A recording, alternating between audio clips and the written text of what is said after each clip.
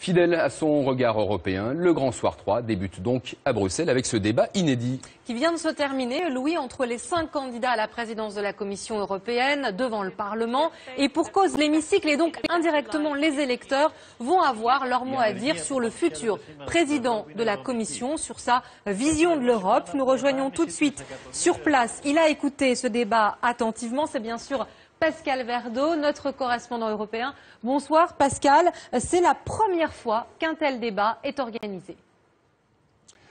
Bonsoir Patricia, vous savez l'événement c'est d'abord le débat lui-même. 5 visages pour incarner l'Europe, 5 candidats, dont une jeune femme de 32 ans pour les Verts. 5 personnalités qui en fonction, vous l'avez dit, du vote des électeurs européens, c'est la grande nouveauté, pourraient être désignés pour présider la Commission de Bruxelles. Un débat en 3 langues, anglaise, française et grecque, avec de nombreux applaudissements dans l'hémicycle. Alors sur les déficits, le leader de la gauche radicale grecque, Tsipras, a un peu bousculé ses concurrents et pourfendu l'austérité. Il dénonce au passage la paranoïa de la dette et exige son effacement.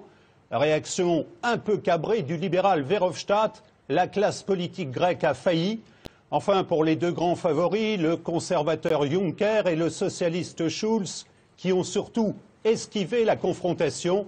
Il faut d'abord investir dans les PME ou le numérique. En résumé, Patricia, un débat un peu convenu, vif parfois, mais qui constitue tout de même l'embryon d'un espace public européen. Merci Pascal Verdeau pour cette analyse à chaud. Et puis